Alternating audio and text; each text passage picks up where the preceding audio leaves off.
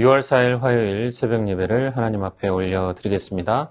하나님의 말씀 사도행전 16장 1절에서 10절까지의 말씀입니다. 바울이 더베와 루스드라에도 이름에 거기 디모데라 하는 제자가 있으니 그 어머니는 믿는 유대 여자요 아버지는 헬라인이라.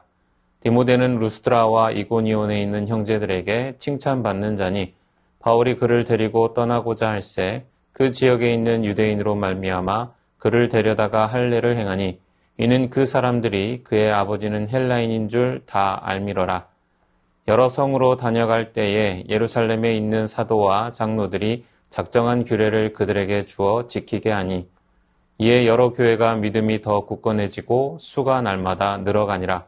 성령이 아시아에서 말씀을 전하지 못하게 하시거늘 그들이 부르기아와 갈라디아 땅으로 다녀가 무시아 앞에 이르러 비두니아로 가고자 애쓰되 예수의 영이 허락하지 아니하시는지라.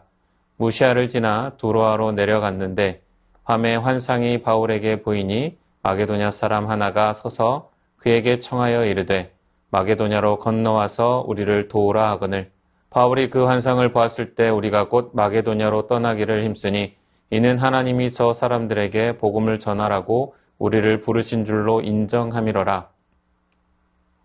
오늘 본문 3절에는 바울 사도가 디모데에게 할례를 받도록 하는 일이 소개되어 있습니다.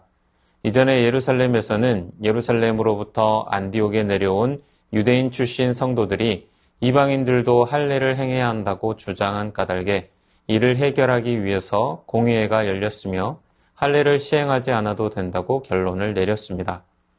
모세의 율법 이전에 하나님의 구원의 약속이 아브라함을 통해 주어졌고 그 약속의 표시로 할례를 행했습니다. 따라서 그리스도를 통해 그 약속이 이미 실현되어 더 이상 약속의 표시를 육체에 새길 필요가 없습니다. 하나님의 계명을 지키는 것이 중요하지 할례의 유무는 중요하지 않습니다. 육체의 할례는 더 이상 의가 없고 이제는 성령의 인치심을 통한 마음의 할례를 받아야 합니다. 이러한 원칙에 따라 디도에게는 끝까지 할례를 받지 말라 했습니다. 바울 사도는 갈라디아에서 할례 받는 이들을 향해서 더 이상 그리스도의 은혜와 상관이 없는 자들이라 하였고 계속해서 할례를 논하는 자들을 향해 아예 문제의 싹을 없애버리라고 할 정도의 강경한 태도를 보였습니다. 이러한 바울의 할례에 대한 태도를 고려해 볼 때 디모데에게 할례를 받도록 함은 매우 이상한 일입니다. 그는 형편되는 대로 처신하고 있는 것입니까? 서로의 화합을 위해 모든 사람들이 수용할 수 있는 생각과 행동을 하는 것입니까? 그런 것이 아닙니다. 바울 사도에게는 분명한 원칙이 있었습니다. 한 생명도 놓치지 않으려는 선교의 열정이 그의 행동 결정의 근본 원칙이 되었습니다. 복음을 향한 열정과 영혼 구원을 위한 열정을 갖고 행동하는 것입니다. 열방에 펼쳐질 복음을 기대하며 행하십시오. 천하보다 귀한 한 영혼의 구원을 기대하며 행하시기 바랍니다. 디모데의 할례는 선교의 대상에 차이가 있었던 결과이기도 합니다. 할례를 받게 한 디모데와 끝까지 할례를 거부케 한 디도와는 근본적인 차이가 있습니다. 디모데는 절반의 유대인으로서 유대인의 입장에서 보면 할례를 받을 필요가 있었고 디도는 율법과 무관한 이방인이었습니다. 더구나 디모데가 사역할 지역에는 이미 모세의 율법을 준수하고 있었던 많은 유대인들이 살고 있었습니다. 따라서 이미 율법에 따라 할례를 받고 있는 이들을 위해서는 선교 전략상 디모데의 할례는 효과적인 것이었습니다. 이미 복음을 접한 그리스도인들에게 원칙적인 말씀의 준수가 절대적입니다.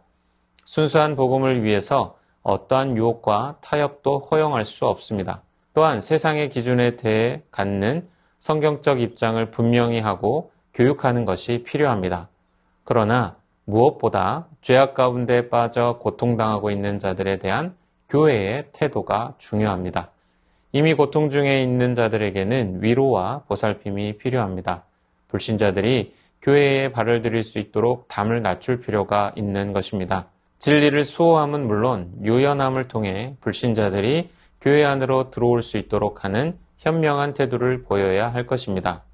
바울은 이제 소아시아 지역을 복음화할 계획을 세우고 이동합니다. 그런데 일행은 방향을 잃은 듯 우왕좌왕합니다. 다시 서쪽으로 이동해서 소아시아 북부 무시아 앞까지 갑니다.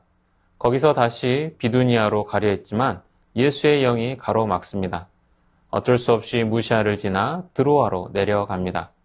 이러한 방황 속에서 바울은 마게도냐 사람 하나가 서서 그에게 마게도냐로 건너와서 우리를 도우라는 환상을 보게 됩니다.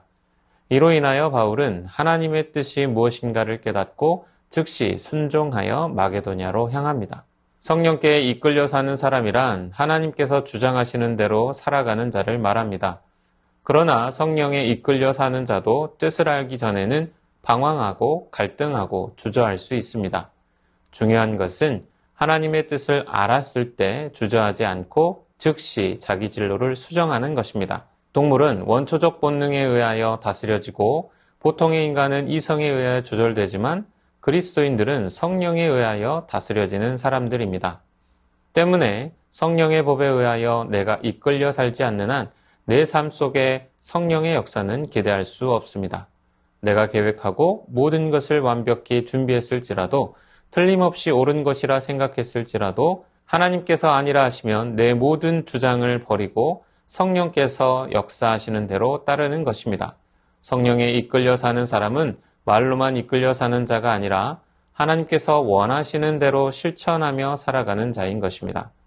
하나님께서는 인간으로서는 도저히 이해할 수 없고 생각할 수 없는 그럼에도 완벽한 계획 아래 우리를 이끌어 가십니다. 따라서 우리에게 필요한 것은 무조건적인 순종입니다. 사도 바울이 성령에 이끌려 나아간 결과 마게도냐에 있는 빌립보에서 복음을 전하다가 자주장사 루디아라는 회심자를 얻어 복음을 전할 근거지를 얻게 됩니다.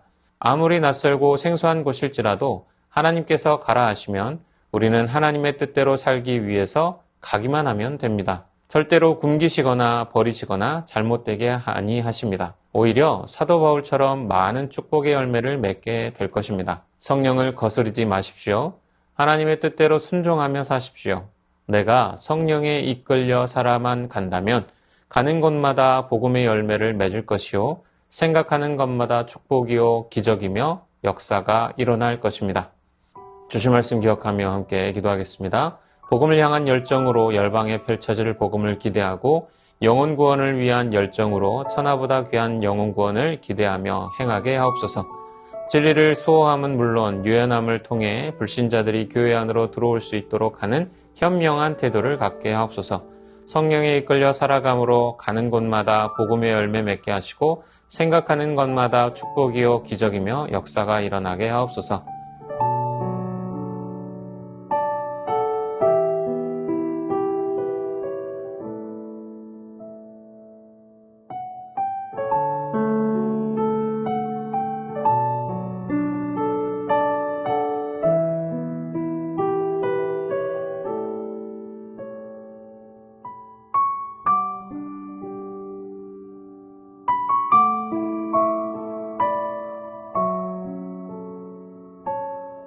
이어서 나라와 열방을 위해서 기도합니다. 위정자들이 자신의 권력 유지를 위한 정치가 아닌 국가와 국민의 평안과 발전을 위한 정치하게 하옵소서. 의대 정원 문제가 속히 해결되어 의료계가 정상화될 수 있도록 하옵소서.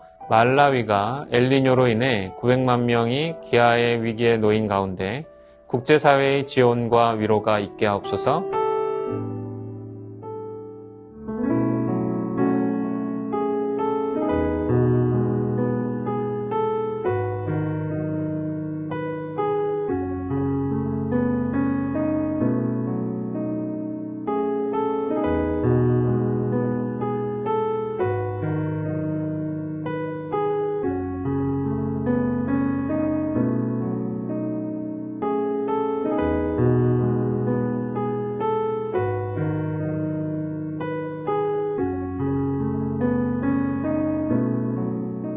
이어서 교회를 위해서 기도합니다. 새순의 모든 성도들이 양육과 훈련을 통해 예수님의 사람으로 성장하게 하옵소서.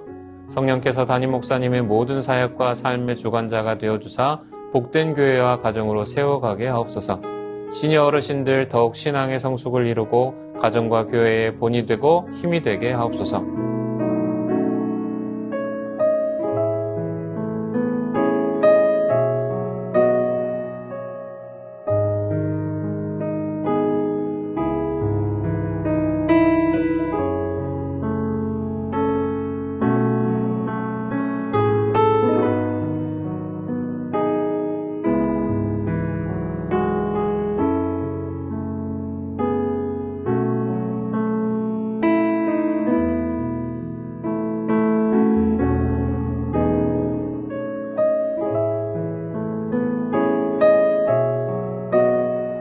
이어서 선교사님과 한우분들을 위해서 기도합니다. 탄자니아 조병훈 허선옥 선교사님을 위해 홍수로 인한 피해 복구 작업이 잘 이루어지며 초등학교 교실과 스텝하우스 건축이 순조롭게 잘 진행되도록, 학교 아이들이 방학 기간에도 예배를 잘 드릴 수 있도록, 스텝 다우디의 건강이 회복되어 전도 목사로 귀하게 쓰임받도록 한우분들을 위해 기도합니다. 배정희 선교사님, 수술 후 눈을 떴으나 아직 한 곳만 바라보고 언어가 터지지 않고 있습니다. 속히 언어가 터지고 소통할 수 있도록 하시고 남은 조직 검사 결과도 좋은 결과로 응답하옵소서. 문금숙 권사님, 림프암 판정받으시고 4주에 한 번씩 이틀간 항암하시는데 항암을 통해 깨끗하게 치료받게 하옵소서. 정기섭 집사님, 큰 사고 이후 회복 중입니다. 후유증 없이 잘 회복하게 하옵소서. 염점동 집사님, 한 달에 한 번씩 검사를 진행하는데 좋은 결과 나와서 전립선암으로부터 완전히 자유롭게 하옵소서. 조국빈 집사님, 직장암 수술 후 이제 먹는 항암을 드시고 계시는데 이 항암 과정을 통해 암세포를 남김없이 제거하여 주옵소서.